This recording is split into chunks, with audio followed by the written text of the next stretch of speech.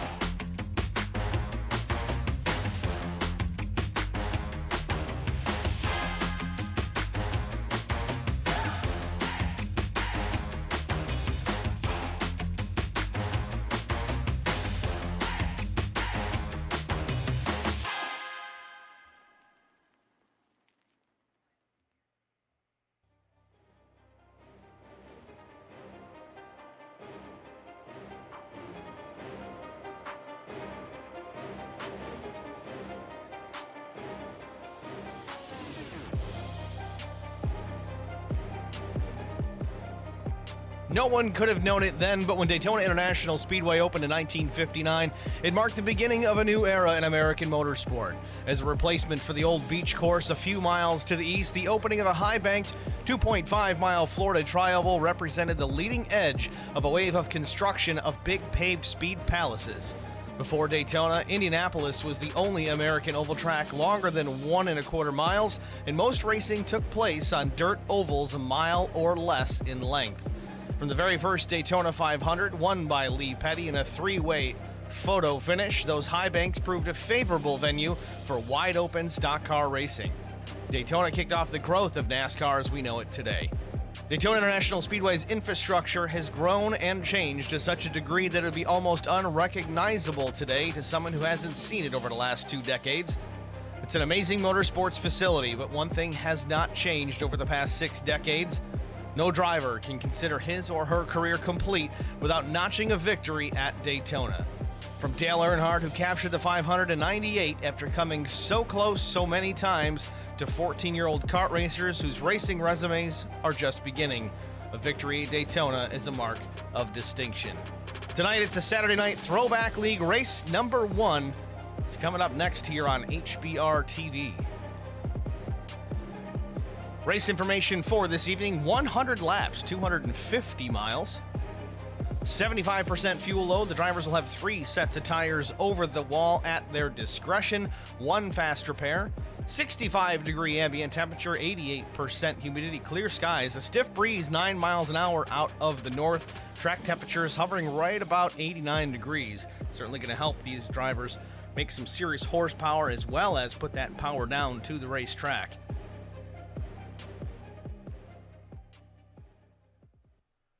Practice just about wrapped up here from the Speedway. Let's go trackside and see where everybody's stacking up at this stage of the game. Top time so far, of course, these are all draft times. Jeff Carlson quickest with a 46.56. The 9 of Jeff Carson second fast, 46.62. Same time for the 23 of Biesinger. Jerry Culver-Bear is 4th quick. Marcus Cunningham 5th. Only 11 cars have taken a time in the session so far. Qualifying has already been completed previous to tonight's event, so we're going to get wrapped up here with practice and jump right into our starting grid. 27 cars in the starting grid. Looks like we've got 17 in the session thus far. Those of you new to HBR TV, thank you for joining us. Again, I'm Steve Singer in the booth, all by my lonesome this evening, but no worries. We'll put on a good show for you tonight. Only race I think we're going to cover this season, kind of bailing these guys out with a jam. Their broadcaster kind of backed out last minute. They've got a regular broadcast company kind of set up for the rest of the season, and we're taking care of race 1, so I certainly appreciate that opportunity. Hope for a good race here tonight. Take a look at our starting grid. On the pole position, it is the 23 of Chad Biesinger. Starting in the 2nd spot, it is Jeff Carlson, the number 11. Row number 2, Jeff Carson. Man, that's going to screw me up all night long. He starts in the third spot in the number 9. Starting fourth, Mark Odell, the number 31. Starting in the third row, Steve Kerpel, the number 24, Knights Court Motorsports. Starting sixth, it's Richard Wicks, the number 81 out of Carolina. Greg Burns rolls off from the 7th starting position with Roadkill Racing. Nate Lynch with Cyhawk Motorsports, he starts 8th. Aaron Brown out of state of Pennsylvania, number 17, will start 9th. Jerry Culver-Bear with Front Row Racing starts 20th. Craig Hawkins, he'll start from the 11th starting position. Nicholas Compton in the 80 with James Journey Racing, he starts 12th. Melvin Bruengoyer, yeah, I'm going to butcher that one all night long. Josh Kreider starts 14th. Rubber Duck Motorsports, Marcus Cunningham starts 15th. Brian Underwood in the 77 starts 16th. And it looks like last on the field for tonight, I'm going to try it. Amir Saleh, the number 69, starts 17th. I hope I got it right, or at least close to it. But that's your starting grid here for tonight's race number 1 from Daytona, SNT Saturday Night Throwback League, coming up next here on HBR TV.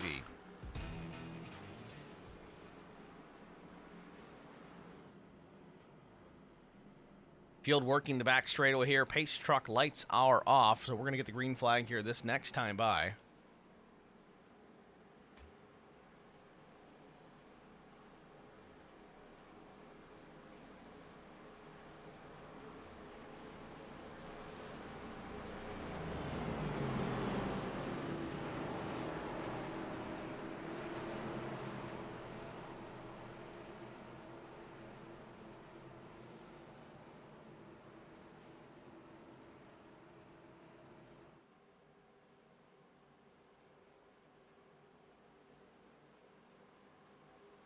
Pace truck about to pull off the speedway down pit lane. We'll get the green flag here momentarily.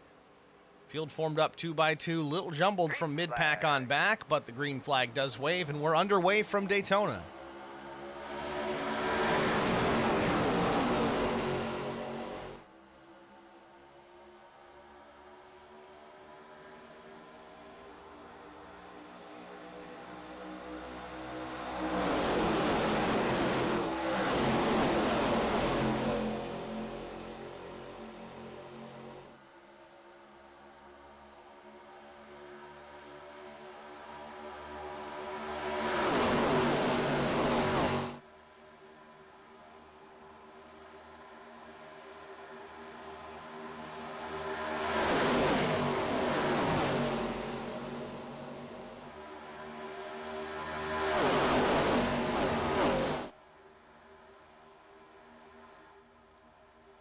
Field working exit to turn 4 through the tri-oval already. Lap 1 complete. Chad Biesinger still with the top spot. Jeff Carson there in the 2nd position in the number 9. 11th, Jeff Carlson, Steve Capel, Mark Odell, the top 5 in various orders. They're switching it up here for position. The 11 goes top side. A little bit of shucking and jiving there in the top side in front of the 31 off Mark Odell.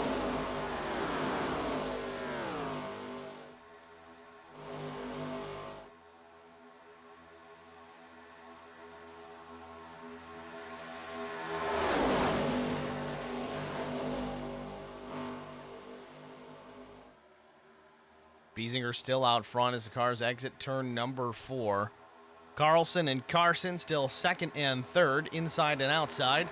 Across the stripe, the 11 may have led that lap. Carlson squeaked the nose out in front across the line. Credit for leading in contact with the leaders. The 11 into the wall. Big trouble in turns 1 and 2. Big wreck, multiple cars involved. 3, 6, 7, 8, maybe 9 cars. Someone went to the middle there, didn't catch who it was. We're going to go back, take a look at it for certain.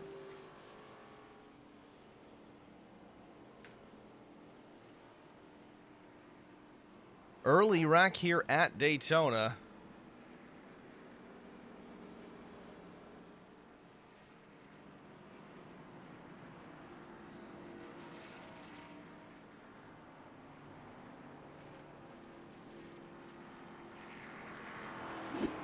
Let's go back and take a look. Again, coming into turns number 1. Looks like the 80 gets to the middle, makes contact with the 11 on the outside. Awfully early to be making that move here at Daytona.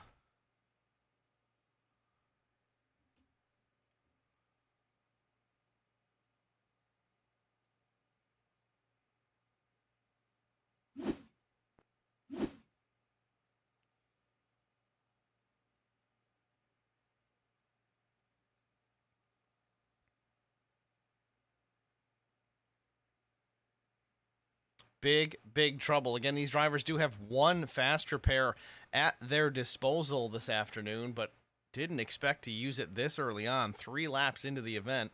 Again, 100 laps around Daytona here today, 250 miles, and, well, honestly, about half the field is involved in this one here. Going to burn a fast repair early on. Tough break.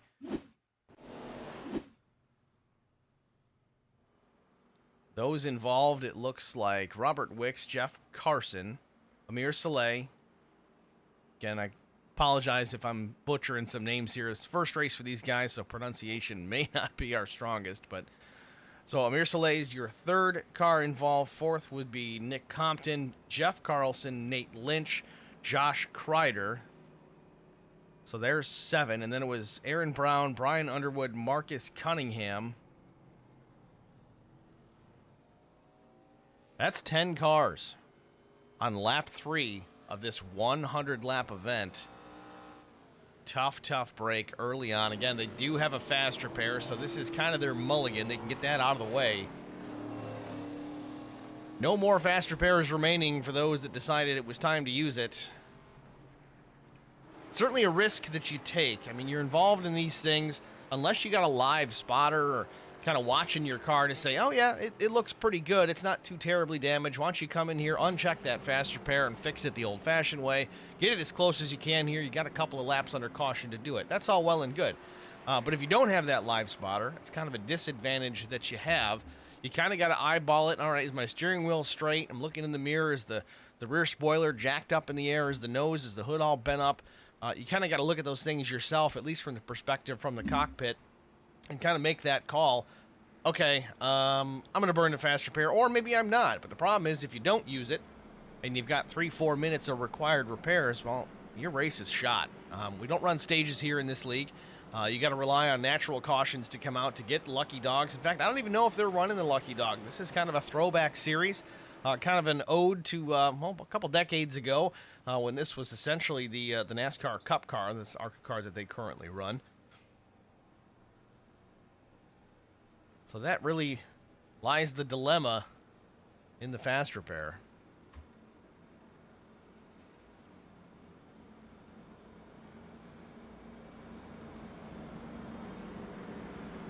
Some takers on pit lane here. Nate Lynch being one of them.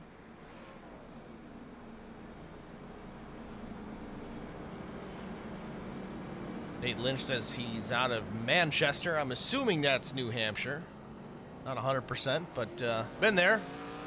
Extreme Sim TV pipes in. Thanks for checking in, guys. Yes, they are doing the lucky dog. I believe Extreme Sim TV is covering the balance of the season, if I'm correct on that. Check those guys out. Extreme Sim, feel free to plug all you want in the stream chat. Again, wish you guys the best in this season.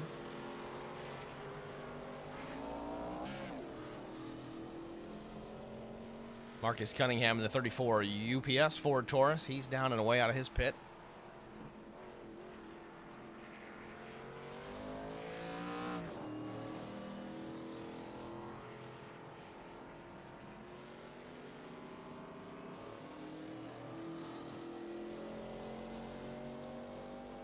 So just to take a look at things, give you some insight on that wreck. Of course, it happened at the front of the field. Took out a lot of drivers. We're pack racing here at Daytona. Out of the 17 cars that started this race, 5 of them are now a lap down, which means likely they had to tow back to the pits. They lost that lap under caution. But our top 3, Steve Kerpel, Aaron Brown, Craig Hawkins, did not hit pit lane. Every other driver in the field went down pit lane for one reason or another. Some pretty short stops. Chad Biesinger was a 6.2 second stop. Likely fuel only, but we're going back to the green flag here. It waves. Steve Kerpel is in the throttle. We're back underway from Daytona. Single file restarts. Again, it's a throwback league. Kind of going with some old school rules.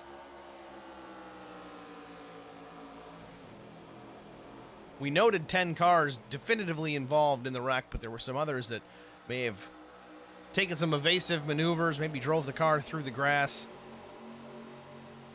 Others maybe just topping off the fuel tanks. Again, a 70% fuel load here tonight.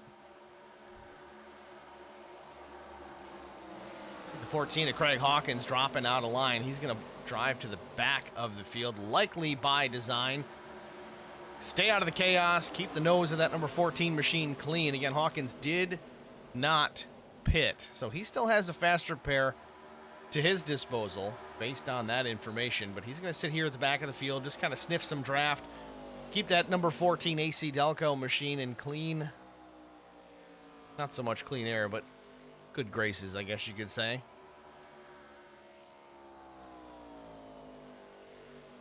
Back out front, though, the 24 of Kerpel out with the lead. Aaron Brown, the 17 machine, technically there in the second spot. They do have the 9, the interloper, Jeff Carson, there in the middle. Carson is technically 13th in the running order.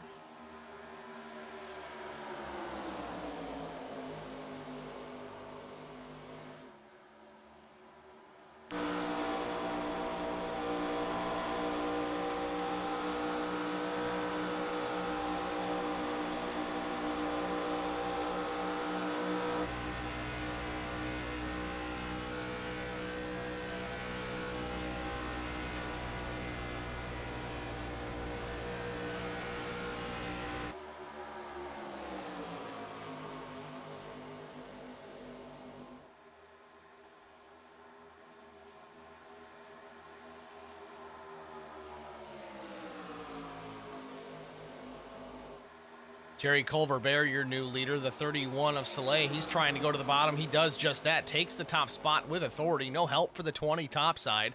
Down low, 3-4 car draft. That's why they were able to get around so easily. It's like tying a boat anchor to the back of that rigid number 20. Certainly slowed him down quite a bit, not having any assistance of the draft. Inside lane, that line is moving. Topside, not so much. Further back, Chad Biesinger running in the number 23 Winston Ford. Currently running in the 5th spot. I believe he was leading when that first caution came out.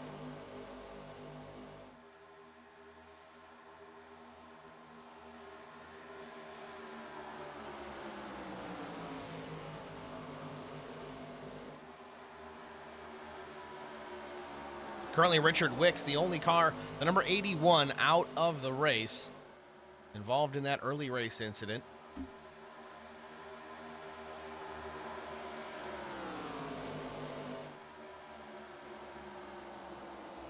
'69 car, technically your leader. Again, some lap traffic just up ahead. Mark Odell, that's the 31, the last car on the lead lap presently.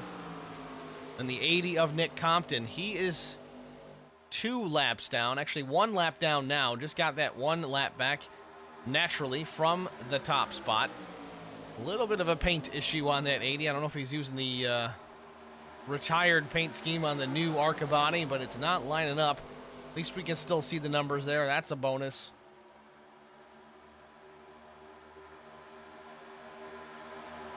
Soleil looks to the outside, blocks the run from the 12.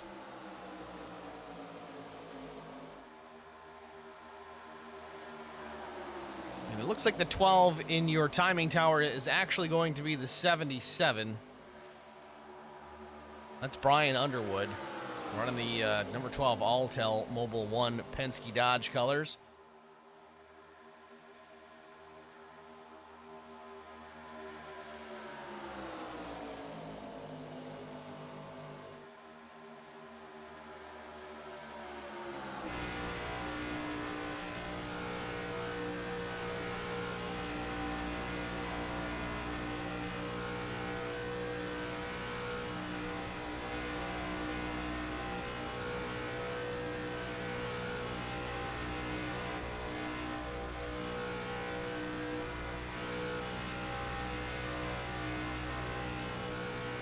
Underwood going for the top spot. He drops down to the bottom lane to the inside of the 69 of Soleil. Has the car out in front. Does he have enough to clear off turn number 2? Hard to say.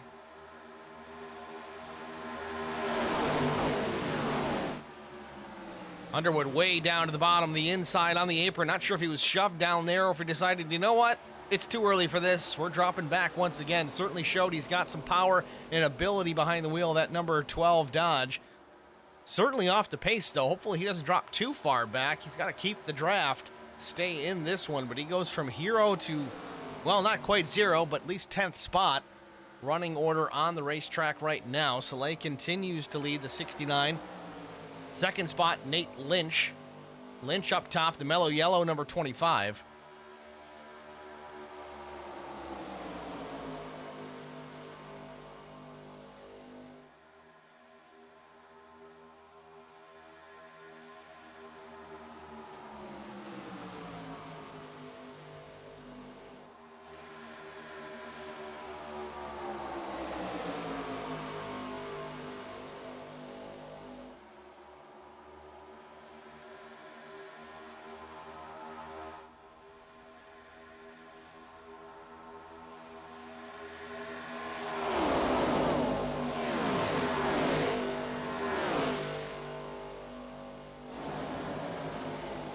Top five currently, it's the 69 of Soleil, then the 24 of Steve Kerpel. Third now belongs to Jerry Culver-Bear, but I don't know about how much. That position just changed hands again. Now it's Nate Lynch in the 25.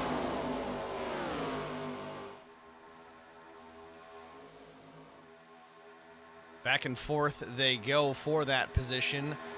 Bear and Lynch both battling for it.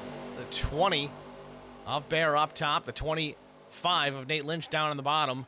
A little bit of drafting help on that low side. It's certainly going to have a lot more energy to work towards the front. Right now, top side, it's the 20 and the 11, and that is it. Jerry Culver-Bear still doing his best to stick with the 25 and doing a pretty decent job at it. Not making a whole lot of forward progress, but he's not going backwards either. As you see, the 11 actually backs up here just a bit as well. That is Jeff Carlson. Again, Carlson not on the lead lap. He was up towards the front during that crash, currently marked as 16th on the track, 2 laps down from the leaders. Just needs to kind of sit with these guys, stay in the draft, not lose too much more ground, and hope for a couple of cautions here. He's going to need to get back on the lead lap. Unfortunately, in his position, he's not going to get one. Right now, it's the 9 of Carson, the first car 1 lap down, then Compton, the first car 2 laps down. Nate Lynch making a move to the outside. That's going to put him up to P3. Again, hard to see here. We got a couple of cars up towards the front of the field that are not on the lead lap. No wave around, I'm guessing. That's how they got cycled through into that position there to the front. So some interlopers, some lap down cars mixed in with the leaders. You see they certainly have pace. It's just bad circumstances there with that first crash on lap 3. It's got some quick guys mixed in the bunch off of the lead lap. Currently 12 cars on the lead lap, 12th being the 14 of Craig Hawkins.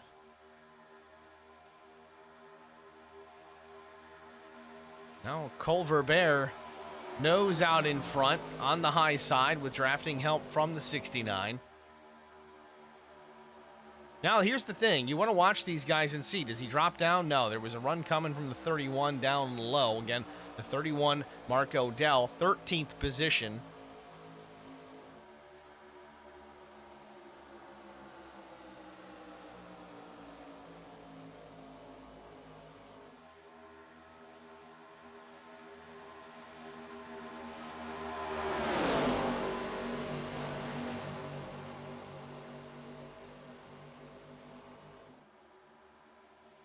Take a look at some other battles on the track. We don't have to always follow the leader. 13th position, Mark Odell. Again, now the last car on the lead lap in the number 31 machine, sitting there at the front of the field with the leaders, just trying to hang on to things. He can get by the leaders the hard way, get his lap back on his own accord, hope for a caution to get moved back around to the tail of the field, or in this case, he's the first car 1 lap down and would get the lucky dog. No, but the 69 gets into him. The 25 collects the both of them. We've got trouble down the backstretch. The 31 wanted that caution, but certainly did not want to be a part of it. We're under the yellow flag here for the second time today at lap number 19.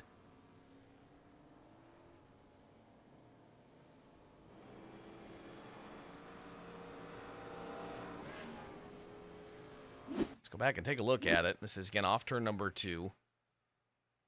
31, Mark Odell. Don't know if he comes up or Soleil comes down just a hair. or maybe a little bit of both. They kind of meet in the middle. We'll go back and look at it again. I want to check the onboard of the 69 from the roof cam. We'll see what it looks like from him. And on board with Soleil. He does come down slightly. Let's rewind this a little further. Again, I hate doing this whole rewind, but sometimes it is necessary. The 31 to the left side of your frame there, that is Mark Odell. We ride on board with the 69 of Soleil. Down the backstretch, you see that center sealer line getting to the right. Soleil's coming down, catches the right rear of the 31. I don't know if he was trying to side draft, kind of slow the momentum, but maybe just a tick too far, or Odell came up with him, and then Soleil goes for a wild ride down the backstretch.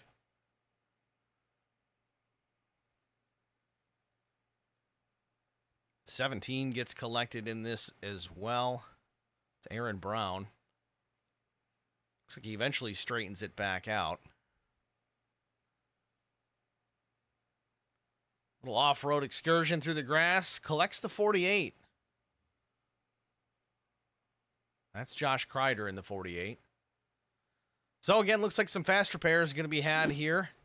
Once again, leaders roll down pit lane.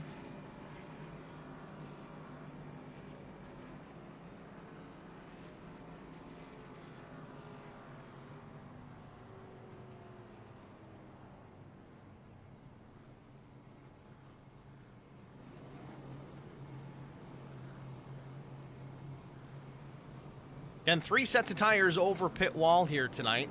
4 sets in total if you count what they start the race on. Burned 21 laps here. We've had some cautions, so I think it's kind of early to take tires, but 2 more sets over the wall. I'm sure they can manage these. We are going to step aside, though, get a side-by-side break out of the way. I know we're under caution, but nevertheless. We'll be back after this. Stay with us.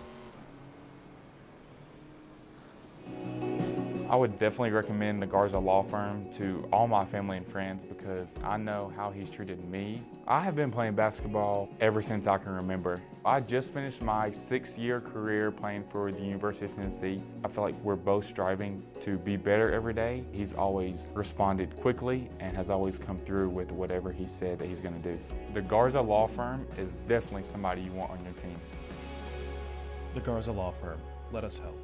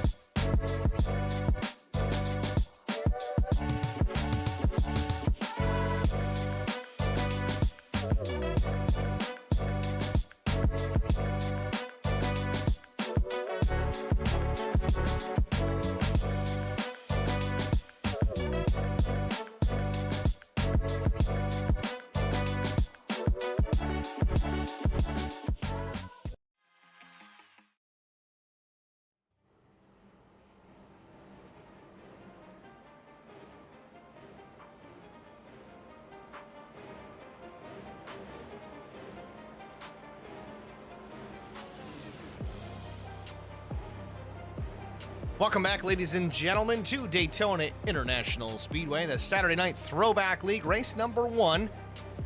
Throwback ARCA Series. This is more of a throwback to the NASCAR Cup Series from back in the day. Pace car lights are off. Pace truck lights are off as we get ready to go back under the green flag.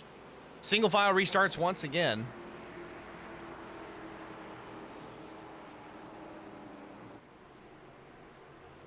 Ready, green, green, green.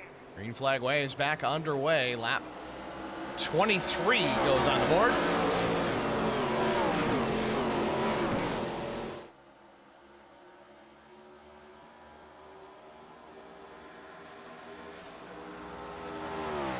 Jerry Culver-Bear out to a pretty big advantage considering we're on a super speedway. 0.3 of a second back to the 99 of Craig Burns.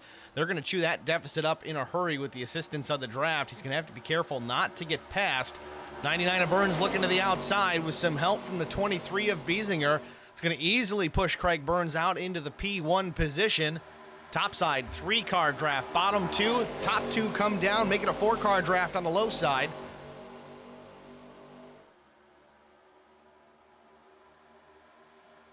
24 is Steve Kerpel up high side. The number 24 Pepsi entry. Old Jeff Gordon throwback. The new leader, Craig Burns, the number 99, leads it into turn number 1, 24 laps down.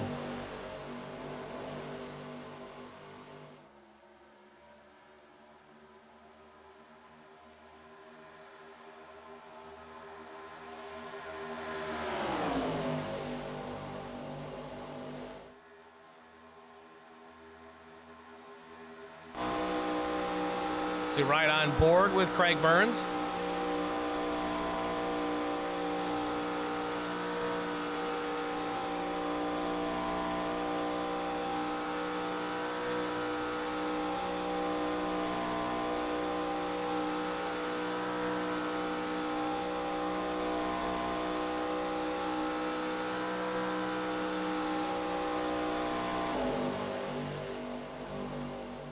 Burns comfortably in the lead. Not a big deficit back to the 23, but no challengers to the outside. That line is very disorganized. Only a few cars up top side, about 5 down on the bottom, though not superly tight-knit together. Looks like the 14's going to drop in behind. He's going to tuck into this line as well. Certainly going to add to its strengths.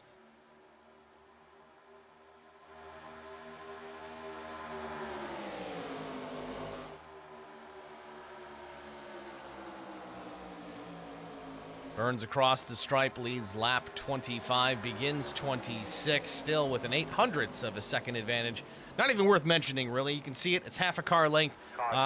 Caution comes out, though. Maybe Marcus Cunningham involved in this. Let's see if we can find Marcus on the speedway.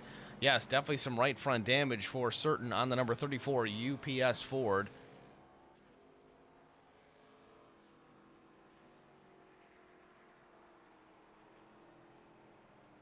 Looks like Nick Compton and Melvin Brunger may have been involved in another issue as well. 8 running slow.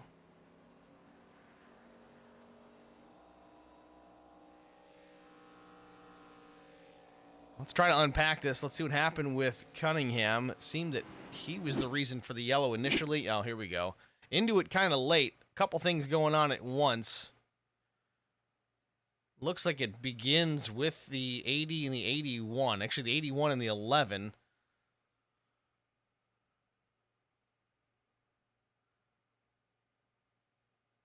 And hard to find the 81 just because his number does not match the timing tower either. But nonetheless, let's continue on. The white and blue car topside. I don't know what he was doing there. I don't know if it was a draft, side draft he was trying to work, but he gets into the 11, sends him up the racetrack into the fence. He's going to come down and get a piece of the 80 here. Again, that's Nick Compton in the wall. Comes back down, tries to avoid contact with the 81, doesn't succeed there. 81 gets another piece of this one. 14, does he swing through it? He does. 34 just goes to the bottom, maybe a trip through the grass.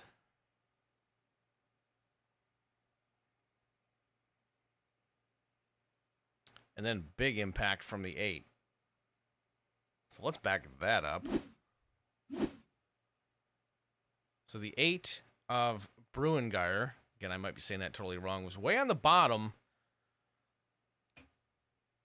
which to a certain extent I can kind of understand why, but again, in the banking at Daytona, you're in a wreck. That car is just going to gravity feed down to the apron, and you're in a dangerous spot if you're down there on the flat. I know you're trying to get woed up. Just doesn't work out, but then the 80 gets back into the 8 after the fact. Very interesting. Well, nonetheless, we've had our fair share of carnage here in the first 26 laps of this 100-lap event. Lap 3 was a major incident in turns 1 and 2 that brought the caution out. Took out about 10, 11 cars. Luckily, we had some fast repairs to work with. At this stage of the game, though, with multiple cars involved, I'd be well willing to bet we've got a few that don't have that luxury anymore, and they're down here trying to fix these things the old hard way with a baseball bat and maybe a saw. It's going to be a while for some of these drivers. Really, everybody from 7th on back, down pit lane or out of the race or multiple laps down. So Steve Kerpel, he's going to go back out in front. He makes a pit stop, not this time around, but lap 20. Craig Hawkins was 21.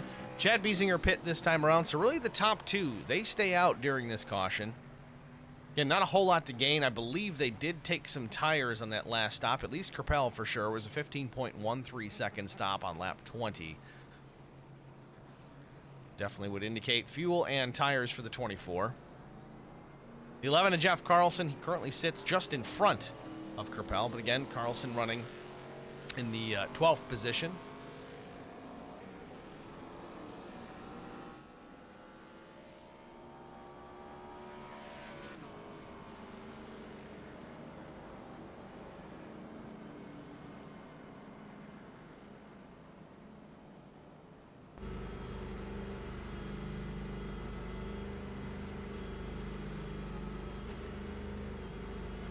So again, Steve Kerpel, your leader. Kerpel out of Sawyersville, Pennsylvania.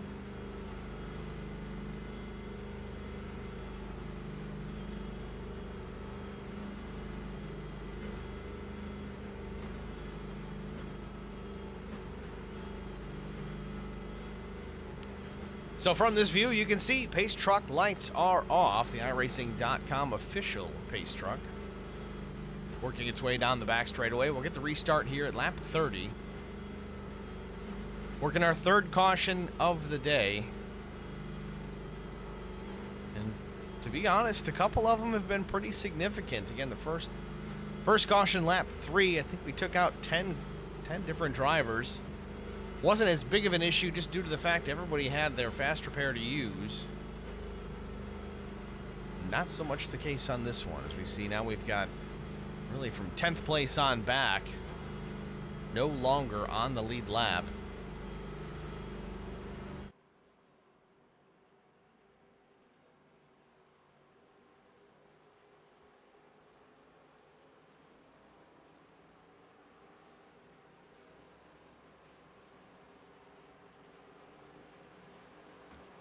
Pace truck down pit lane, green flag waves, back underway.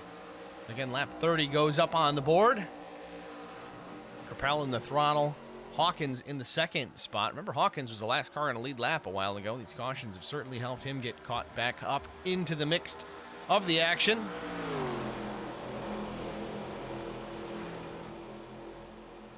Hawkins taking a look to the outside. No drafting help to speak of, but it might help him build some momentum off too. Nose to the outside. He's not clear yet, but now side by side. There's that run that we were just talking about. Little momentum out of turn 2 by taking the high lane without drafting help. He's going to cross down in front of Kerpel. Now the bottom side's got a 3-car draft. The 20, Jerry Culver-Bear, has shown some speed early on, but no help for him up on the top side. Still doing a good job of hanging with these guys.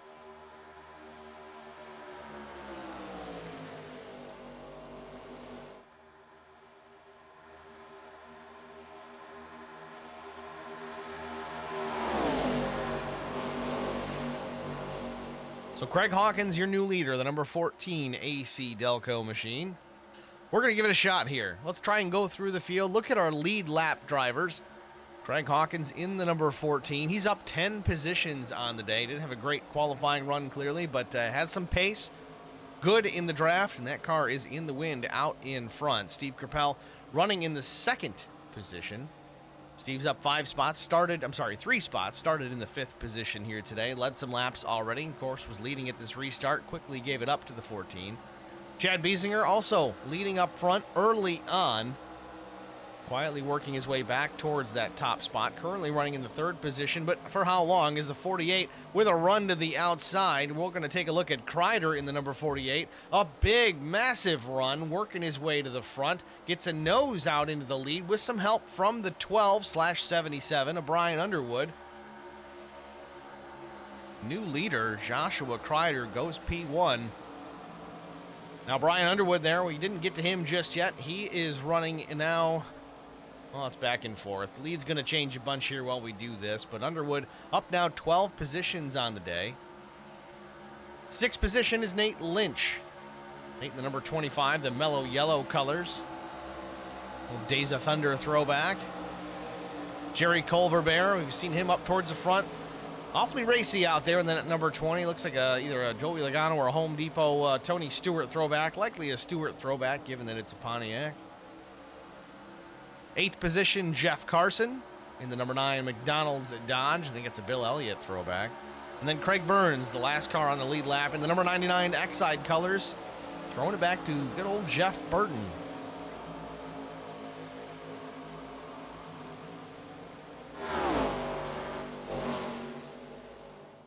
Lead pack a ways out in front. Kreider on the high side, still with the lead. Underwood gets him a little bit out of shape off turn number 4. Everybody gathers it up, continues going straight down the track.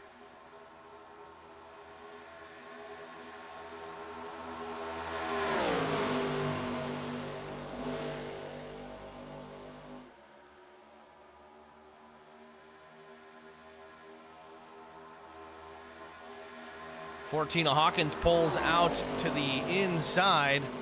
He's going to give up the space. Doesn't like what he sees. He's going to go to the tail, or at least close to it, kind of get out of that hornet's nest near the front of the field.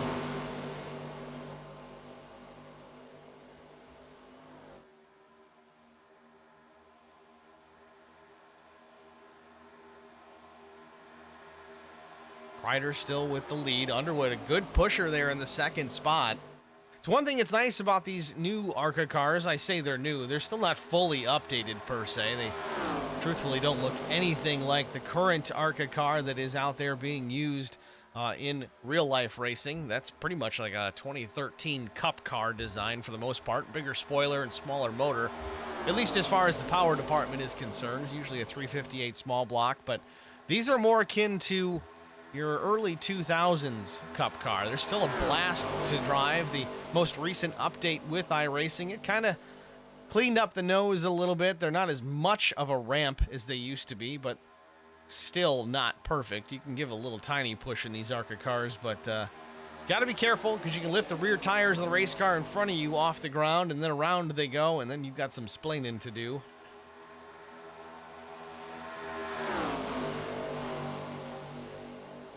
They definitely have that high drag package on them. If you look closely, there's a wicker strip on the roof line of each race car.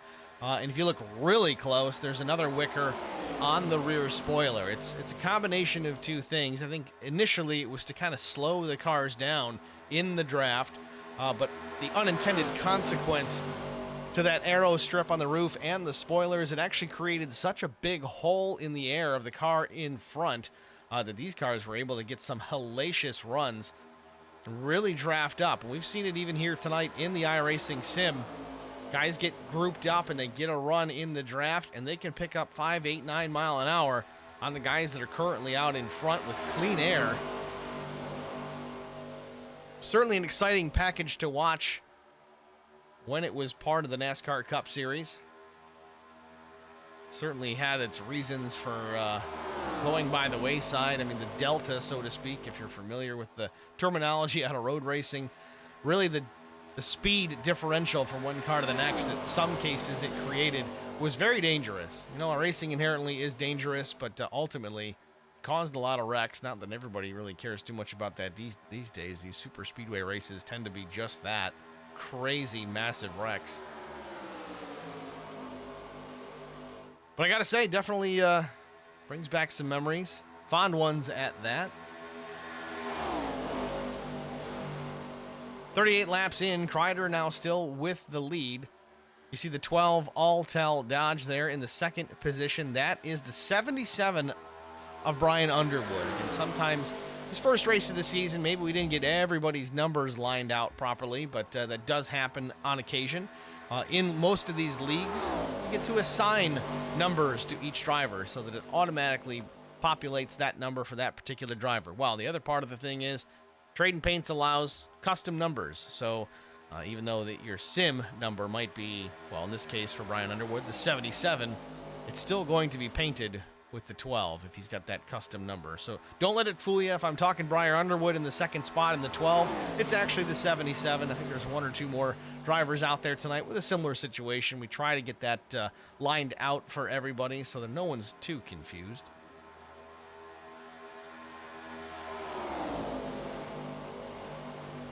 Top 5 all content riding in line here, at least for the present time. Underwood takes a peek to the outside, maybe trying to get some fresh air into the nose of that Mobil 1 Dodge, trying to keep the temps down a little bit.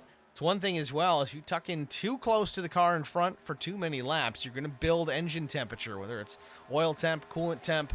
Nonetheless, it's going to get hot because it's not getting enough fresh air into that opening to the front of the car. Regulations in there that only allow it to be so big, only allow it to be in certain positions on the nose of the race car. So if you tuck in close, yeah, you're going to go faster for a while, but you're going to build a lot more heat. And you're going to see occasionally drivers might stick the nose left or right, at least on the straightaway for a little while, trying to get some fresh air to cool that engine down.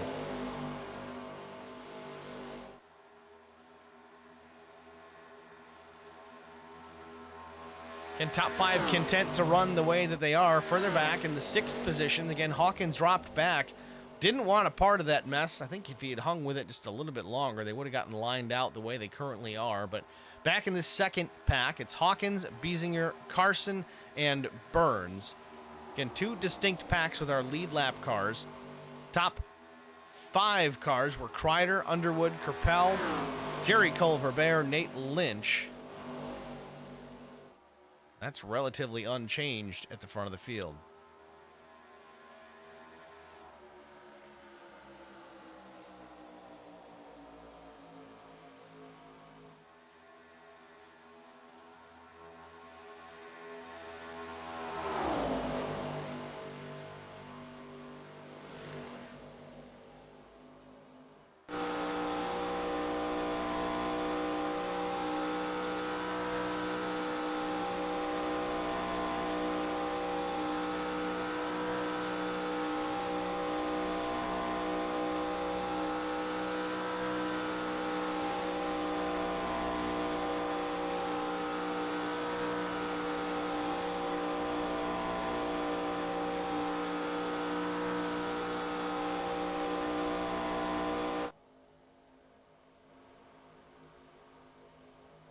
Things getting shaked up here in the top 5. Now we've got the 20 of Jerry Culverbear trying to make a move to the outside. Slides up the racetrack just a bit on entry. The 25 sits in behind Nate Lynch, trying to give him some drafting help. Top 2 are kind of on their own as well as Steve Kerpel drops back a bit. A car length and a half out of the draft. Still going to get plenty of that slipstream to his advantage, but certainly not going to help push the 12 or the 48 further forward, at least not yet.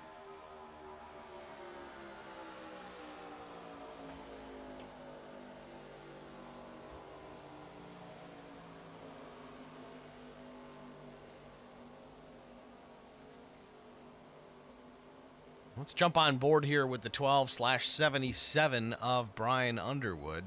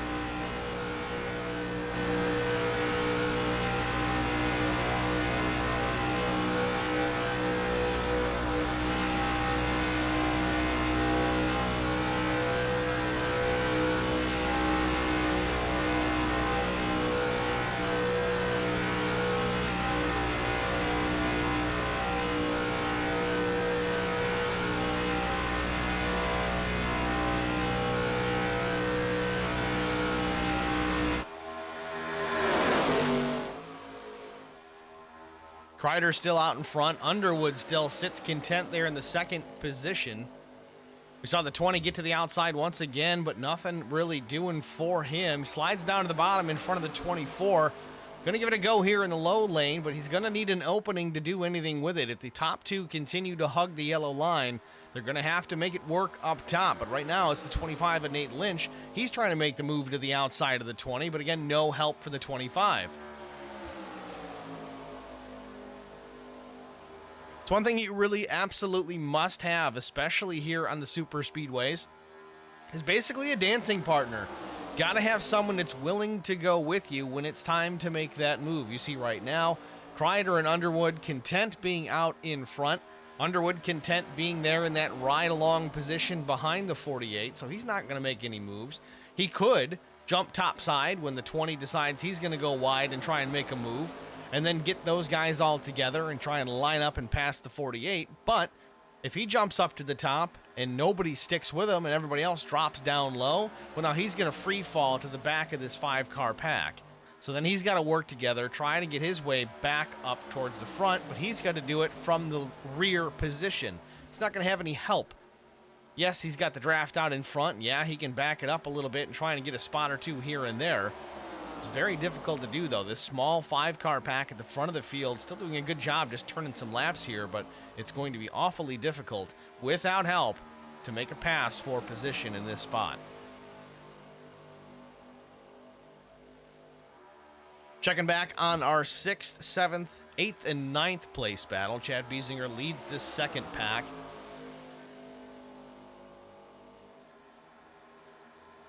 Maybe about a third of a straightaway behind our top 5. Again, currently top 9 cars, the lead lap cars. Everybody else a lap down or worse. The 11 of Carlson runs in the 10th position, 1 lap down. Not in any risk of going a further lap down, at least unless he has a major incident on the speedway. The next position he'd have to worry about is the 69 of Soleil. Soleil was strong early on, but he is marked 7 laps down presently. Then we've got the 17th, the number 17, the number 12th position, Aaron Brown. He's 8 laps down. And then from there on back, we've got the 34 of Cunningham. He is out of the race. The 8 of Bruengeyer out. Compton in the 80, he is out. And then the 81 of Richard Wicks. He is in the race on track presently, making up some time here. Does stand to gain at least a few positions if he can catch those 3 other drivers, if he doesn't have an issue here before this race comes to its end. Through all that, though, those 4 drivers in that second pack have really cut into that deficit. Work together, single file. Again, you put them nose to tail, front to back. They build and store a lot of energy, and they can work their way towards the front, and they're doing just that. As you see, the 23 now with Biesinger was going from the 6th position, a third of a straightaway back now to battling for the 3rd spot on the outside of the leaders, but a slow car up top. I believe that might be the 81 of Richard Wicks. Indeed it is. Just talking about Richard Wicks, he does stand to gain at least 3 positions if he can just continue to turn laps out there.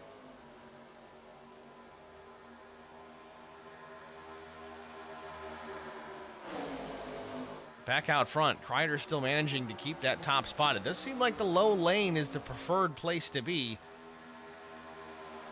Can kind of give you a false sense of security given that he's been able to maintain that top spot. But again, you also have to keep in mind that at least for the last 10, 15, 16, 18 laps, top 5 were content, just kind of riding single file. Yeah, we saw a couple of instances where the 20 pulled out to try and pass and do something. Just didn't have anybody to really help him get that job done. But even as the top lane, that second group comes into the frame and tries to put the challenge on for the top spot, they're unable to do anything with the leaders. And that pack, as organized as it was, is now down to 2 to 3 cars. They're trying to make some decisions here as we are just past the halfway point from Daytona. We're going to go side by side, get another break out of the way, and we'll be back after this. I would definitely recommend the Garza Law Firm to all my family and friends because I know how he's treated me. I have been playing basketball ever since I can remember. I just finished my 6-year career playing for the University of Tennessee. I feel like we're both striving to be better every day. He's always responded quickly and has always come through with whatever he said that he's going to do. The Garza Law Firm is definitely somebody you want on your team. The Garza Law Firm. Let us help.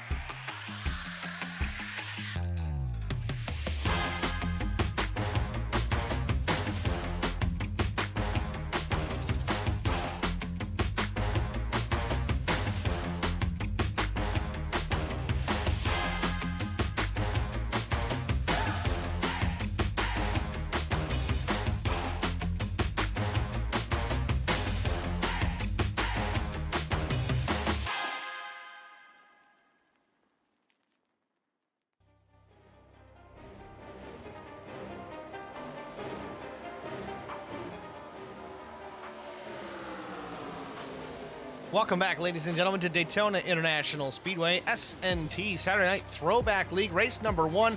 Pit stops about underway here. In fact, some peeling off the racetrack already under the green flag. Aaron Brown a little wide, trying to gather it back up. I think he went through the grass. He may get an unsafe entry out of that. But as soon as we went away, we also had a pass for the lead. Jerry Culver-Bear going by Josh Crowder for that position. Let's go back and take a look at it. At speed. Big run on the bottom. You see Crowder decided to opt for that high lane, and it very quickly bit him. Also may have been a strategy play. We'll see. But Culver-Bear gets to the bottom with help from the 25. The 14 of Hawkins there closes the gap as well, and that's how the lead changed hands.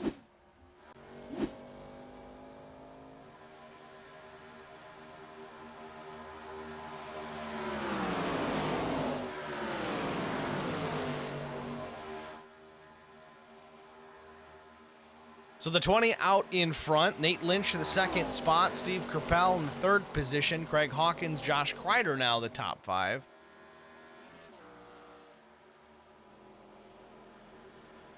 And some drivers opting to hit pit lane already.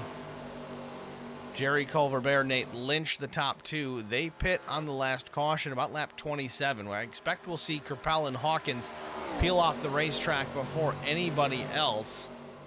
It's just about the rest of the lead lap cars pit on the last caution, whereas these two guys stayed out. But no, not the case. Jerry Culver-Bear, he's going to be down pit road, as well as the 24 of Kerpel, Hawkins, Underwood, and Crowder all alike.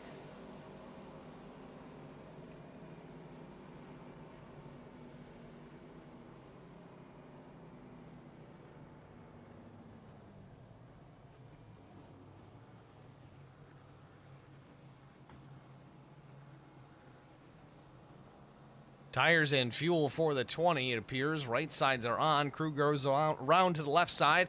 Sunoco Racing fuel going in. They're down and away. Oh, maybe pit stop speeding penalty for the 20 of Jerry Culver-Bear. It does appear he got nabbed by the speed police on pit entry.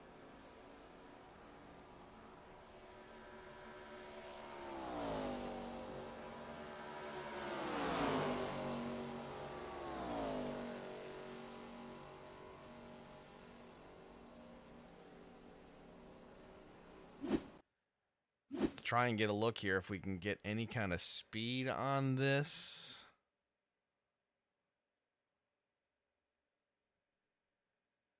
No, doesn't look like it's going to come up. Trying to get some data out of it under the replay. It wasn't an unsafe entry, but he may have sped through that first sector. He's down and away, and indeed, it was a 40-second extension to his pit stop. That is typically going to be a pit road speeding violation, so that's going to put him way back. That is almost a full lap here at Daytona. Nate Lynch now your new leader. Again, he pitted lap 27 as well, so he still is going to need to stop, make his final stop. Maybe not his final stop. So 21 to 60. This could be, if he goes all the way to the end of this cycle, this could be the final stop for Nate Lynch. Again, if we stay green all the way to the end, again, a 70% fuel load coming into tonight. That means that the tank, let's just give you an arbitrary easy number because my math skills are not the best, but say it was a 10-gallon tank. 70% fuel load means they've only got 7 gallons to play with. Of course, they do have bigger tanks than that, but nice round numbers make life a lot simpler for most of us. But it appears, again, with Lynch pitting last at lap 27. That was our last caution as well. Gone 33 laps so far. He's going to need to go. Need to go a little further here. If he stops now, he's not going to make it all the way to the end unless we get a caution or two to kind of save him some fuel.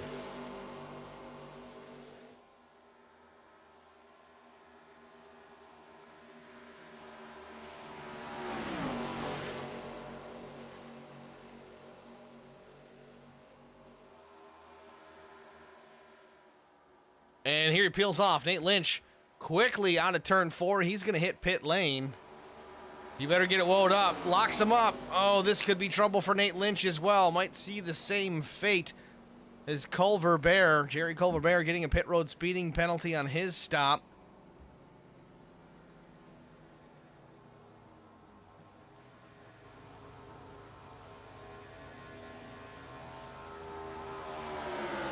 And it looks like it was going to be a fuel-only stop for Nate Lynch. No, no penalty. Got her woed up. Nicely done. Man, he looked awful hot coming into pit lane, but got away with it. Getting all he can get in and out of pit road. 13.6 seconds in the box.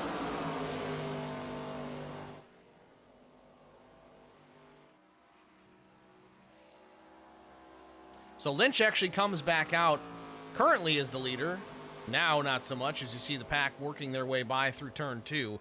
Now Lynch slips back to 5th, but his problem is the next closest driver that he can draft with is Chad Biesinger, and he is 31 seconds behind him as he works down the backstretch. And it seems like Lynch may not even be hard in the throttle here. I think he's just intentionally trying to get back to Biesinger here. It's got to be agonizing to try and give up all of this track position just to get with a drafting partner. But if you stay at full throttle and Biesinger doesn't have any help either, you're not going to catch up to anybody. And he's not going to have anyone at his back bumper either. So this is not a bad play. It is terrible to do as far as how it feels in the race car. You just feel like you're throwing your whole race away. But truthfully, it's not a terrible strategy. It's all he's got left at this point. But through that cycle, we saw Kreider go on by. He's retaken the top spot.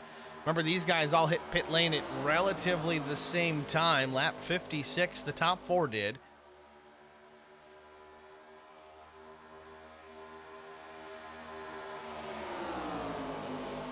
Jerry Culver-Bear there in the 20. He's still in this mix, but with that pit speeding penalty, he is not on the lead lap.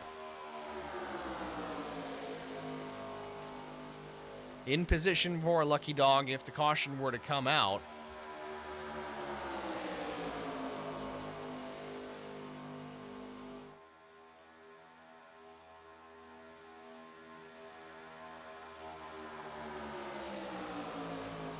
See Nate Lynch still listed in the in the 5th position. He's 11 seconds back from the leaders. Still by his lonesome. Looking out the back window, not a whole lot of help anytime super soon. But again, Lynch probably out of the throttle just a bit. Let's take a peek. 175 mile an hour. He's moving, but he's not moving that much. It's going to be a while for Biesinger to try and catch up, draft with Lynch here. It's going to be a little bit. He's got some help too, though. Let's take a look back at Biesinger in the 6th position.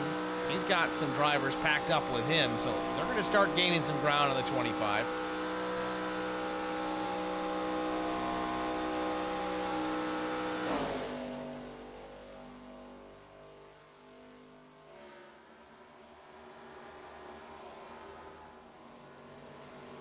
The number 23 Winston entry, I think that's an old Jimmy Spencer throwback, if I am not wrong on that.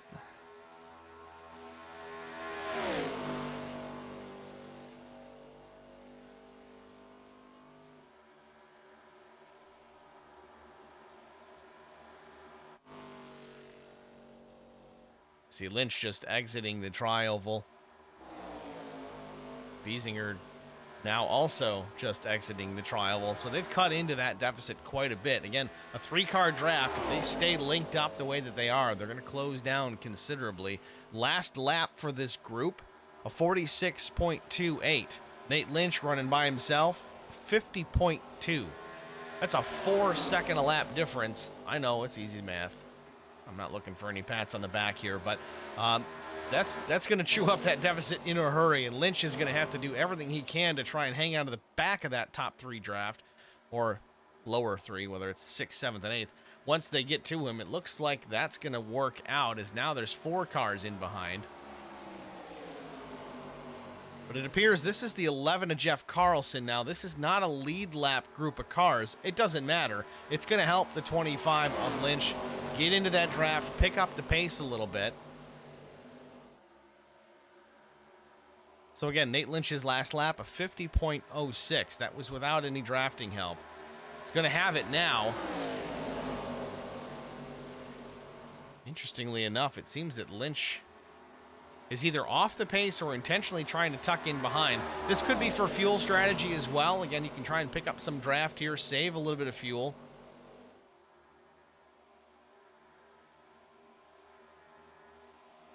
Yeah, you see Lynch tucks right in behind the 11 there. So not a bad move. He's trying to make it work. I still don't know if he's going to have enough to make it all the way to the finish, but we're going to find out.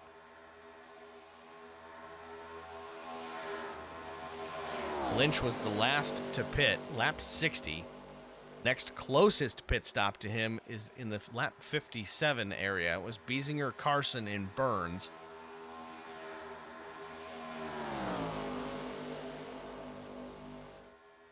Exiting the trial now, lap 68 goes on the board. Kreider still with the lead. Underwood still giving the push. Question remains, I know we've got still 33 laps remaining in this event, but when do you make the move? It seems that Underwood is certainly content riding behind the 48, not trying to push the issue at this stage of the game, because just as quick as you can make that pass, somebody else can pull out the pass, and if they got help, they're going to make that move. And they're going to pass you. And then you got to do it all over again. Hope you don't get freight trained to the back. I know it's only a 5-car draft at the front of the field right now, but every position is not easy, okay? Especially when you get towards the front. The closer and closer you get towards the lead, the more difficult those passes become. So that, again, remains the question. When does Underwood decide to go? Is it 2 laps to go? Is it 1 lap to go? More often than not, I have found last lap, that's when you go, because you have no time to repass. Sometimes you might get the bumper, but if you do it with 5 to go, You got to defend an awful lot, do a whole lot of mirror driving, and that's not fun.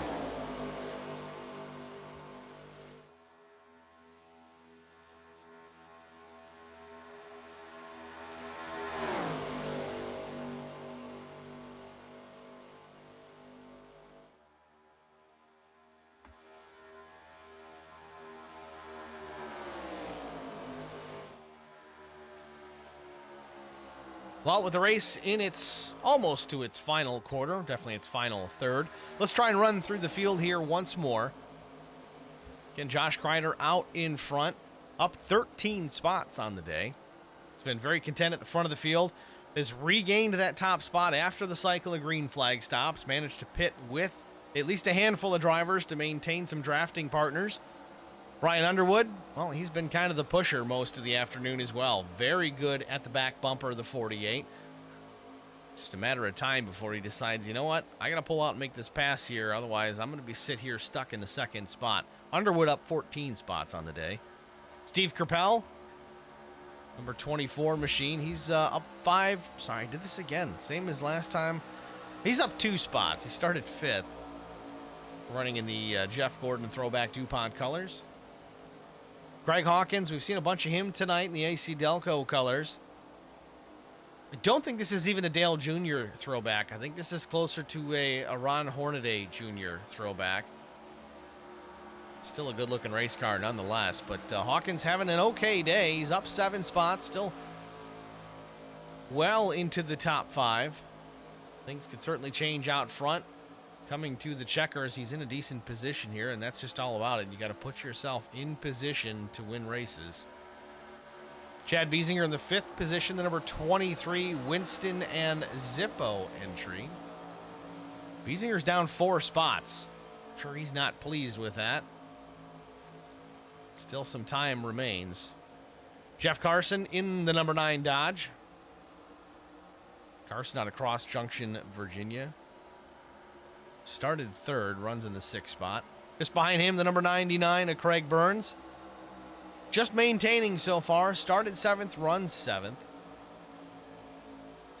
Nate Lynch, we talked about, pitting by himself out of Manchester. Seems that he's kind of rebounded a little bit here. At least he's not out of the draft anymore. That lap time went from a 50 flat to a 45.83. Sorry, a 46 flat. So 4 seconds quicker than the laps he was running by his lonesome. And then Jerry Culver-Bear.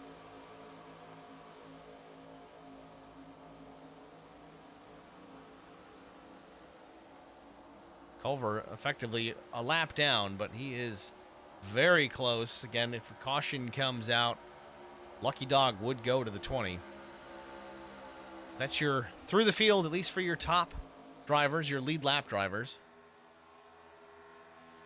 Culver Bear running in the 9th spot, 1 lap down, would be the Lucky Dog if the caution were to come out. 10th is the 11 of Carlson. He is 2 laps down. 11th position, the number 69 of Amir Saleh. Again, I apologize if I'm butchering the name. He's 8 laps down. 12th, the 17, Baron Brown. Here it's 10 laps down. The 81 of Richard Wicks runs in the 13th spot, 27 laps down. And then out of the race, the 34, Marcus Cunningham. The 8, Melvin Bruengerger. Bruengeyer? Again, my bad.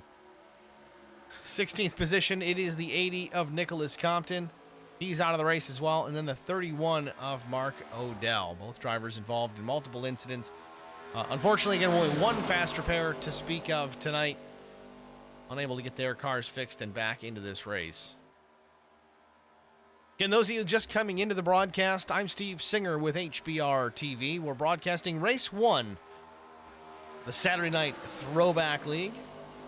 Looks like Extreme Sim TV is taking care of the balance of the season, but glad we could step in here and help out to get this first race covered for these guys as they kick off their season. Being that this is the first race, and we just had this conversation about a day or 2 ago. Still learning some names, pronunciations, car numbers, who goes with who, so that can be a challenge. Making the best of it, though. Decent race. These guys have cleaned things up. It was a little touch and go early on. We had some big wrecks and some cautions. I know we've lost about 4 drivers. We've got a bunch that are laps down. But these top 5 are certainly putting on a good show.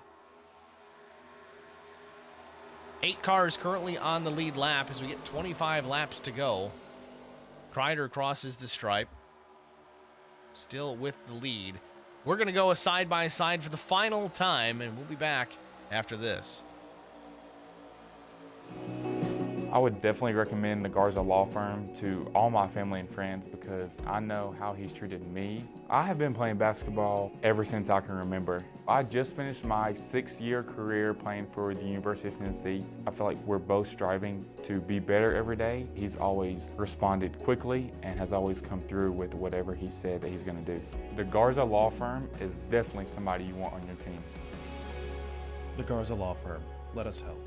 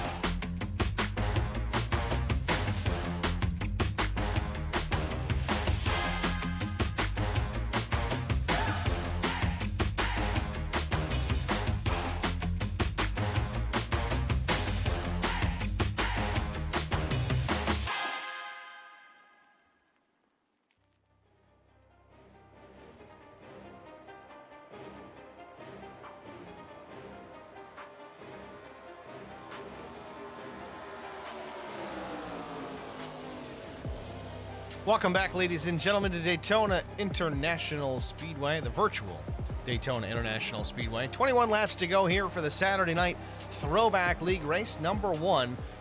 Josh Kreider has been dominant here at the front of the field, played the pit strategy perfectly, made sure to hit pit lane with some drafting partners to go back out on track with, regains the top spot after that cycle, but now the question remains, they pitted lap 56. Pit window, I believe, and my math could be way off, but from what I'm looking at, seems to be about 31 to 34 laps. If that is the case, and we run this thing green all the way to the end, there's going to be a bunch of guys that are not going to make it. With that said, Josh Kreider's been out in front for a while, and that is certainly no way to save gasoline. Sunoco Racing Fuel going to burn right through that thing if that thing is in the wind, with the nose out in front. Now, Brian Underwood, on the other hand, he's in a good spot. He's been drafting behind the 48 all afternoon long, so he may have at least a couple extra laps in the tank. But with lap 56 being the last stop, and if I am correct with the fuel window, 30 to 34, something to that effect, they're going to run out with about 10 to go. There's just no way that they can make it all the way to the end. Again, if that calculation is accurate, I'm kind of winging it here, but that's at least how I see it at this point. We do have some other drivers on pit lane. Chad Biesinger pulling out of his stall right now, as well as the 9 to Jeff Carson. 99 to Craig Burns also down and away. So this will be the final stop of the afternoon for these drivers. Just 19 laps to go. They can certainly make it to the end. And the good thing with these guys, they all made this pit stop together. Again, we saw Nate Lynch early on. He waited till lap 60 to hit pit lane. But even if my math with that 34 laps is accurate, that's still not going to be enough to get him to the end. He's going to run out with about 6 to go.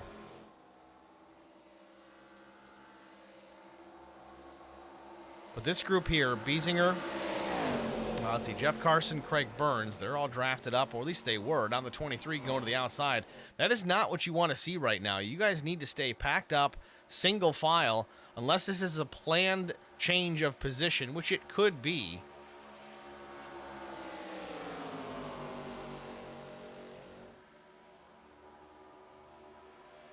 You know, so that's also another thing here. Not sure which of these drivers are teammates or not.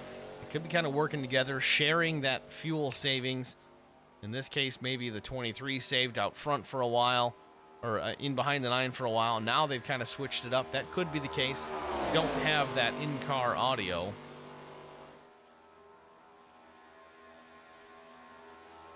But here we are now, Kreider, Underwood, Kerpel, and Hawkins. Those are the top 4, and that is also your only lead lap cars presently.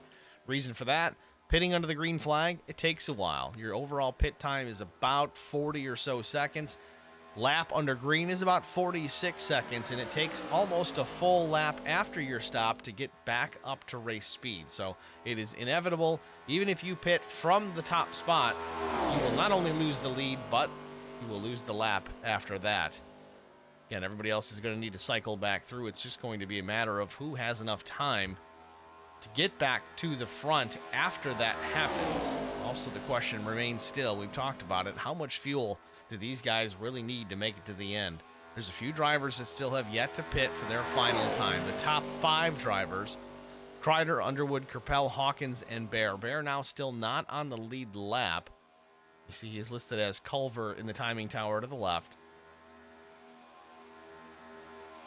He still needs to make another stop as well. So he just needs a caution is what he needs the most to get him that lucky dog, to get him back around the tail of the field. So as it sits now, the battle for the win is between Kreider, Underwood, Kerpel, and Hawkins. 16 laps to go, but they still need to pit. Greg Burns, he pit at lap 57, the number 99.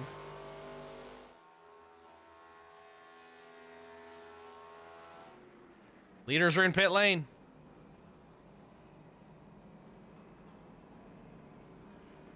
Underwood gets a real good entry into the pits, actually passes the 48 for that position. Underwood gets into the box nice and clean, slams on the brakes, comes to a stop right where he needs to be. Kreider is down and away. Fuel only stop for the 48. Fuel only stop for the 12. Kreider and Underwood both exiting pit lane while others remain. Hawkins was fuel only. Kerpel possibly fuel only, or maybe just right sides. It was about 12 seconds, so it could be right sides. Don't know that it's going to matter. I mean, a place like Daytona, Talladega, even in these ARCA cars where the handling is not optimal, tires are nice, but not 100% necessary. I mean, it does afford you the opportunity to be a little bit more aggressive with those late race blocks.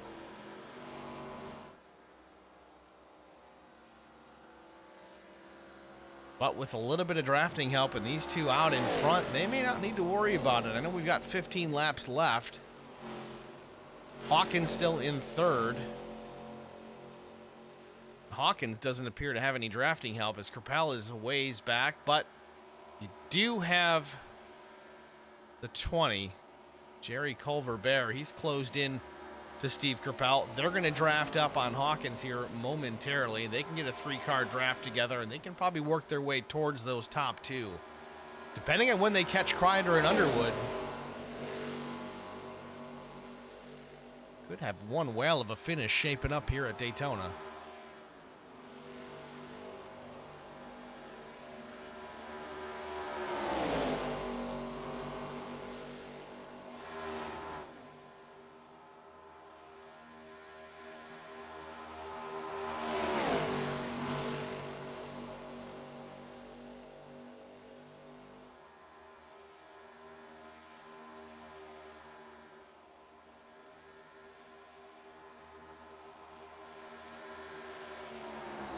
There you see it. 24 has caught the 14 of Hawkins. This is the third position. Hawkins has it. Capel runs fourth. Now you see that timing tower to the left. Things have cycled back through once again. We had only 4 cars on the lead lap a few laps ago. Green flag cycle has completed as far as pit stops are concerned, so now we're back to 8 cars on the lead lap. Last car on the lead lap, the 25 of Nate Lynch.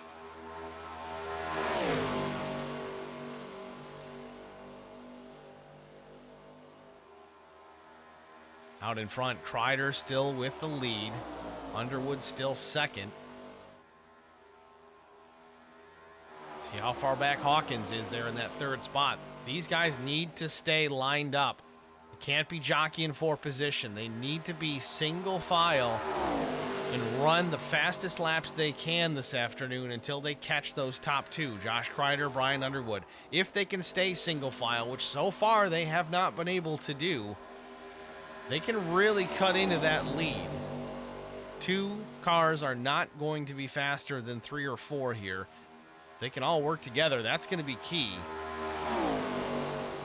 And depending on when they catch them and how they catch those top 2, they may have a big head of steam and it can very easily move at least those top 2, maybe even those top 3 there into the lead positions. It's not working out, though. Capel going to the outside. This is just going to slow down that forward progress to get them back up front. This Capel can make this pass cleanly. Maybe he's a better leader than a pusher. We'll see how it pans out. But now you've got the 20 going to the outside. Jerry Culver-Bell.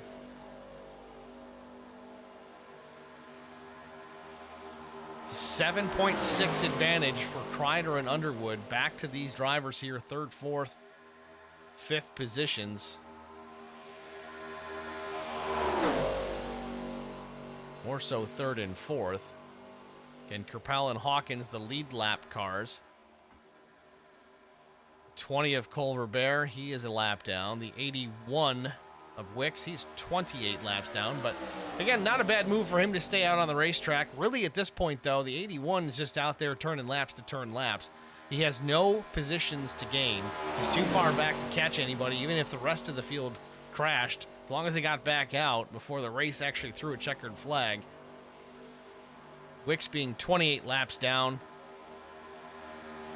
10 laps to go. He cannot catch the 12th place car, so he's just out there drafting with these guys.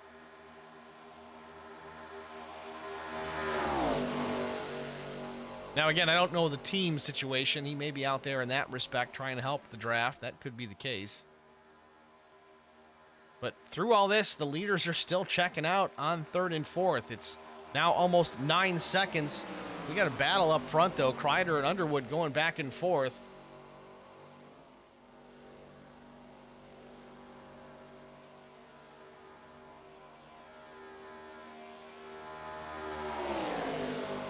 Let's go back and take a look at it here. The pass for the lead for a moment. Underwood gets to the outside. Don't know if he just got a good run or the 48 had to check up. But this is coming to the stripe through the tri-oval.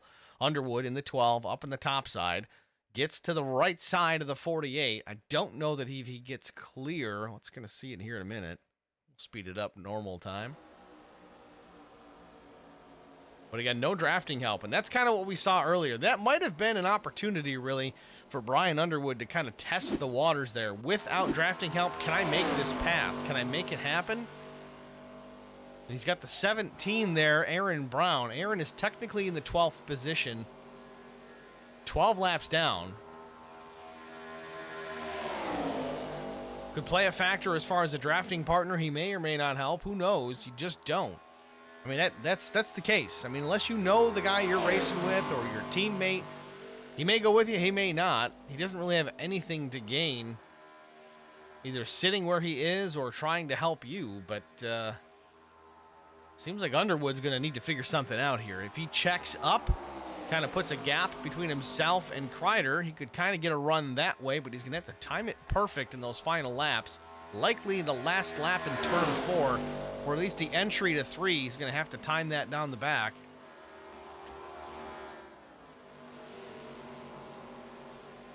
But they're still checking out. They're 10.5 seconds ahead of third place, the 24 of Steve Kerpel. Again, it just didn't seem like those guys in third and fourth were able to get organized, single filed out in the draft to try and catch the leaders. They're in their own little battle at this point. And it seems that out front, Kreider and Underwood, same story, with another lap car in behind that could play the wild card with these two. If you want to go manufacturer loyalty, Underwood's in a Dodge. At least that's the paint scheme. See the 17 of Brown, he's in a Chevrolet. The 48 of Kreider, also in a Chevrolet.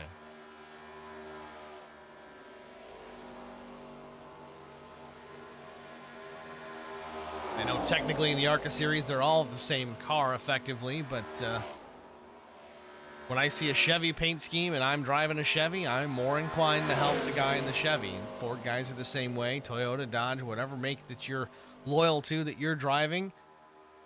Yeah, he may not be your teammate. It's kind of the natural inclination. I'm not going to push a Ford to the win if I'm a Chevy guy and vice versa, you know? 5 laps to go from Daytona. Saturday night Throwback League race number 1.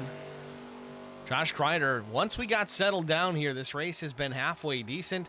In fact, it's been pretty good. A lot of battling out front, a lot of strategy play, some green flag stops. 2 distinct packs for quite a while. Then that second pack was able to close the gap on the leaders.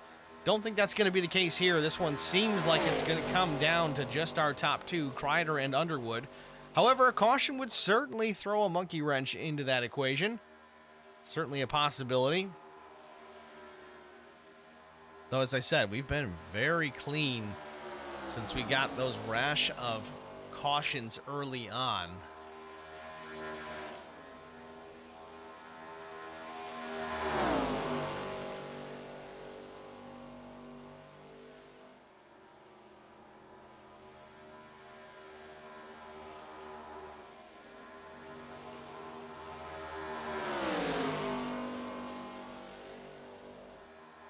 Taking a look at the league information, it appears that there are no green-white checkers set aside for tonight.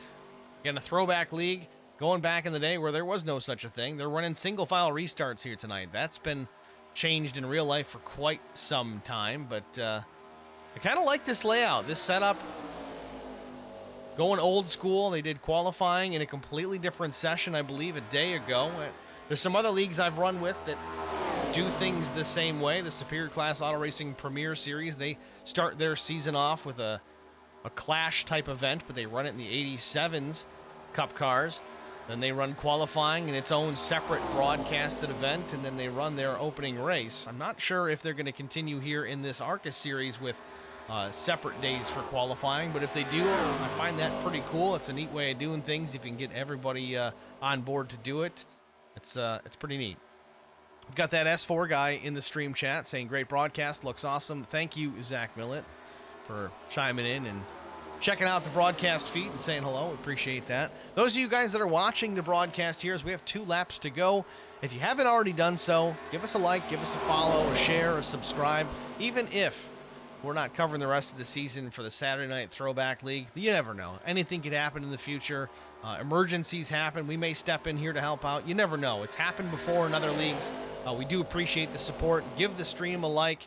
It's always a good way to help push this to a wider audience, to guys that aren't necessarily watching it. Less than 2 laps to go. Kreider with the lead. Underwood there in the second position.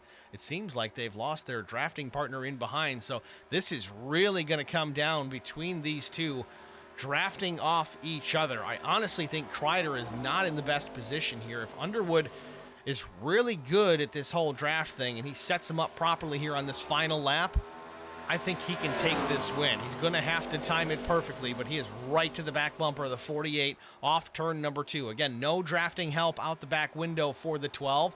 A little bit of a draft assist for the leader as they work down the backstretch. You got a slow lapper up ahead. He's probably going to go wide. That's the 69 of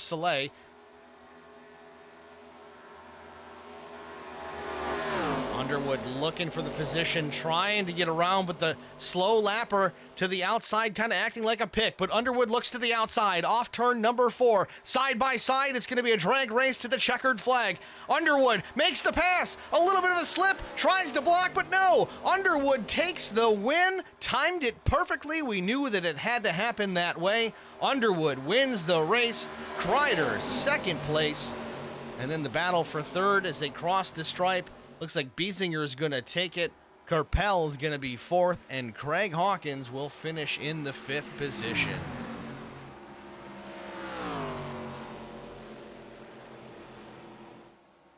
Talked about it a bunch here during the race. Where guys going to make it on fuel. That didn't come to fruition, but it really came down to the battle between Underwood and Kreider. Underwood timed the pass absolutely perfectly.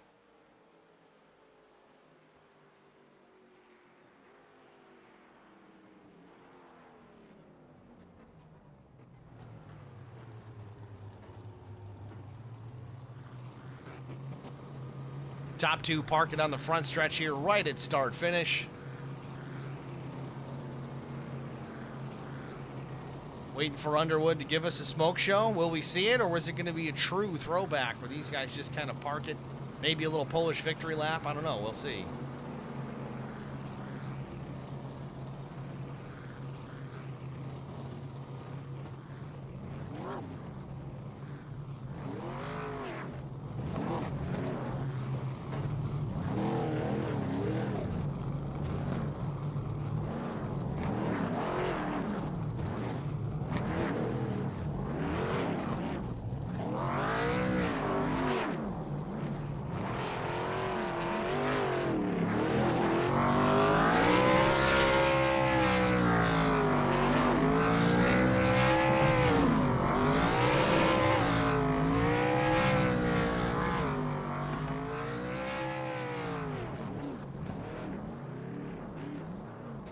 And the bumper cars begin. We're going to take a quick break, step aside here, get that out of the way in here, and hopefully have our top 3 finishers up here in the broadcast booth after this. Stay with us.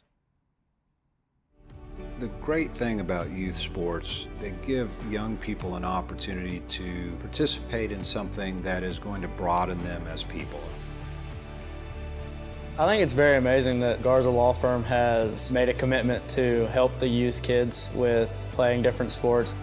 Guys like Marcos Garza that put their time into being able to help these kids live out a dream. It's made me who I am today. The Garza Law Firm. Let us help.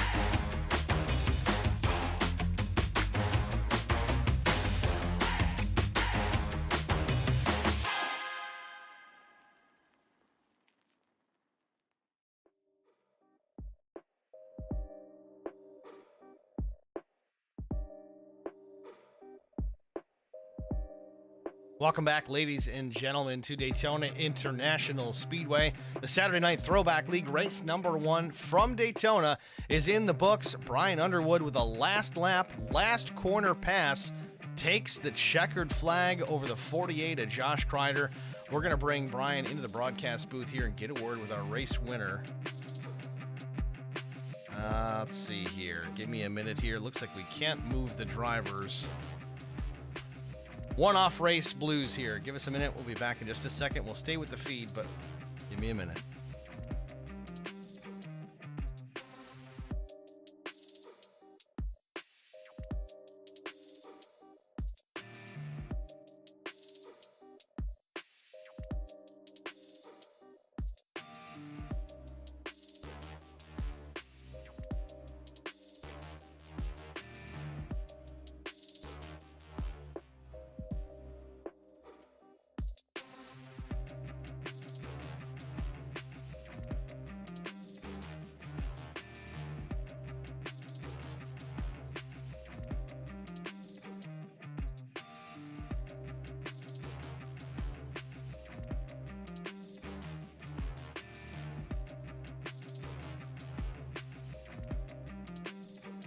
All right, well, we're going to get Brian Underwood here. We got things worked out here. He's going to jump into the Hangout channel in just a moment. In fact, he's with us right now. Brian, it's Steve in the HBR TV broadcast booth. You got a solid copy? Yeah, I have you. All right, Brian, congratulations on the victory here. Race 1 for the Throwback League. How did you do this, man? You had so much patience here this afternoon, running behind the 48 of Kreider all afternoon long, and it was that last lap. You had a hell of a run off of 4, and you made it stick. Tell us about it. Yeah, I mean, I could have went both ways if that lap down car, like we were talking there, if he would have been turn 4 and we caught him, then it was Josh's win. But the draft, just the way it works, it was perfect. And luckily, he didn't try to smush me in the wall for it. But yeah, it was fun. It was just, we got to a point in the race where with all those wrecks, we decided we were to just push up to the front and try to stay there, because it was wild in the back. Well, things were pretty wild here in the early parts of the race, and we had a big wreck on lap 3 and then another one later on. It took out a bunch of guys, but you cleaned things up pretty well. I think the top 8 or 9, 10 guys that were still left over made a great race there at the end. A lot of strategy plays, green flag stops. You had a little bit of everything tonight. It was certainly a fun one to watch. Kind of bummed that I'm not going to get the rest of this season, but I'm glad we got this one here tonight. It was a fun one to watch. Brian, again, congratulations on the win. I know next week you guys are going to be with Extreme Sim TV, I think out at Rockingham. What are your thoughts going out to the Rock in this car? Oh, I love this car in general, and you know, anything with tire strategy and that sorts is kind of up my park. So I'm looking forward to that track and pretty much the whole schedule. All right, Brian. Well, again, congratulations on the victory here. We're going to let you go, but before we do you have anyone that you want to thank? I just gotta thank my teammates, Josh, Melvin, and then you know, everybody sets us up. It's you know, kind of looking for a good league to run, and looks like it has a lot of promise. So just looking forward to see where we go. Certainly looks like a good one. Brian, thanks for talking to us. If you'd be so kind, send Josh Kreider over here. We'll get a word with our second place finisher. Will do.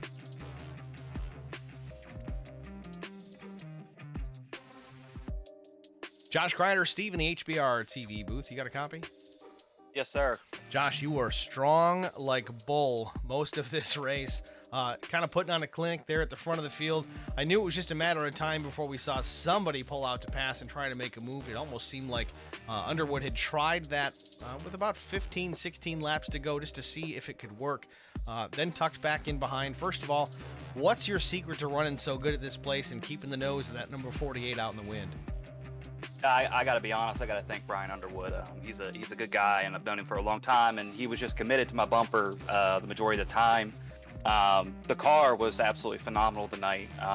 You know, the teammates had a little rough going at the beginning with the wrecks that happened, but you know, Brian and we were committed to sticking to each other, and it worked out.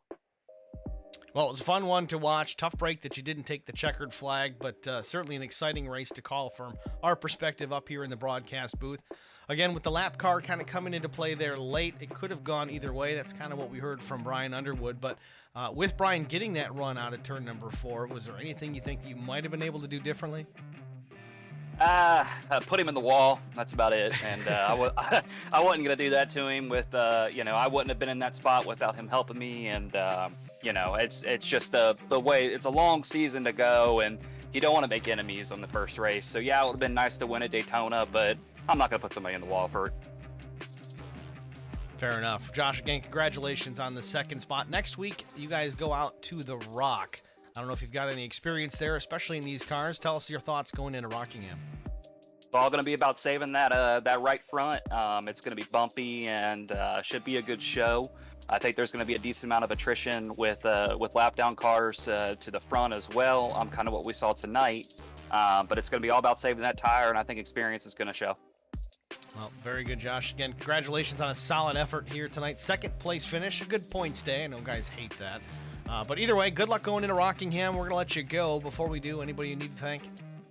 Yeah, I want to thank my teammates, Melvin, Marcus, and Brian, coming in with the new league. I want to give Steve a shout out for recruiting and coming in and really putting on a good show. I hope everybody comes back next week. I know we had a little bit of a bumpy start there, but that's Daytona, and it is what it is. I look forward to everything growing up, and the rest of the season. I think we've got a good group of guys, and I think we've got something special here. League certainly has a lot of promise. We're looking forward to it. Again, thanks for talking to us, Josh, and good luck next week. Thank you. Josh Kreider, your second place finisher. Now we're waiting on Chad Biesinger. Am I saying that right, Chad? Close enough. All right, cool. Chad, congratulations on a third place finish. It was well earned and hard fought. We saw you all over the track as far as position was concerned, front to back. You started up near the front, but I think you may have been caught up in a wreck or maybe even two, but nonetheless, you got the faster pair burned up, got yourself back into position and finished P3. Tell us about your afternoon. Yeah, well, I missed that first wreck, but kind of by plan fell back with Jeff and Craig, and we just decided to stick together pretty much the whole time and play it out.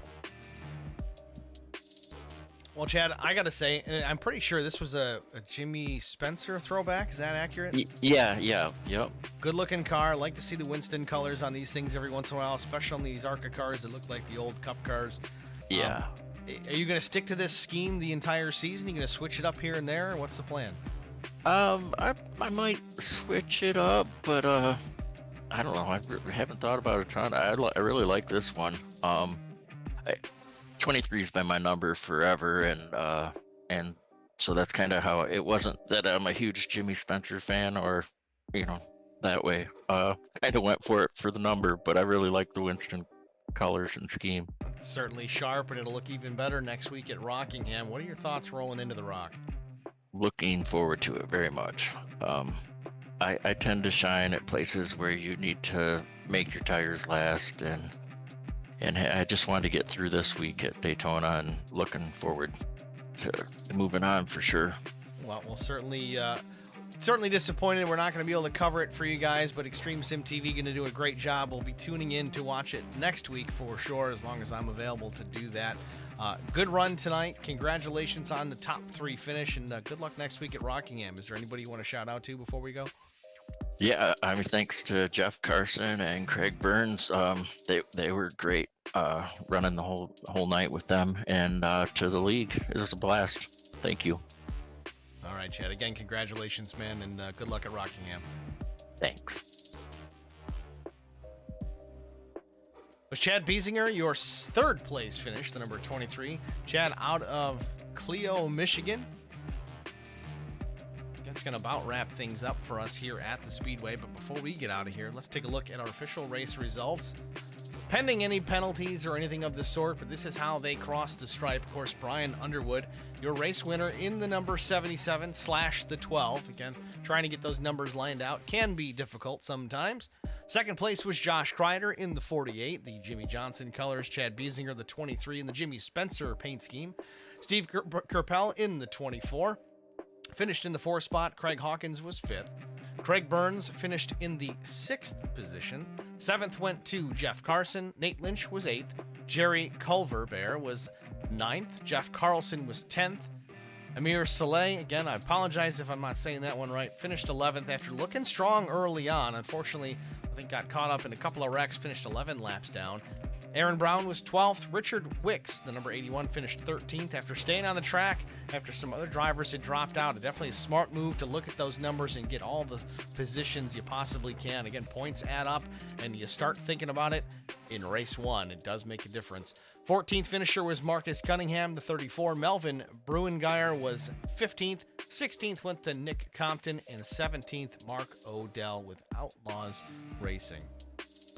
I got to thank you guys all for chiming in here in the stream chat, or even just watching the stream in general. Please give us a like, a follow, a share, a subscribe. All of the above would be even better. We're not going to cover this whole season. It's just the way it worked out. We kind of talked to Steve Kerpel about this last minute. They had a cancellation of their broadcaster, and they found someone to cover the rest of the season, but they didn't have anybody for tonight. So I said, hey, man, I'll get you out of a jam. Happy to do it. This was a fun one to do. Daytona is always a blast. I wish nothing but the best of luck for the Saturday Night Throwback League and Extreme Sim TV. Those guys will put on a good show as well, so tune in for it. Again, Saturdays, I think 9 p.m. is when they will probably be going live. I know Green Flag, they grid up about 9:05. in the East. Season is just starting. Again, tune in next week to Rockingham. That's where they're going to be running here for race number 2. And again, follow us here, 2 different platforms, facebook.com/HBRTV1. Posts will be linked up there with the YouTube information. YouTube also HBRTV1. Give us that like, follow, share, subscribe. Most importantly, tune in and turn on the notifications so you don't miss a minute of the action. Thanks for watching, everybody. Congratulations to Brian Underwood with his thrilling last lap pass to win here at Daytona, the Saturday Night Throwback League race number 1. Have a good night, everybody. Thanks for watching.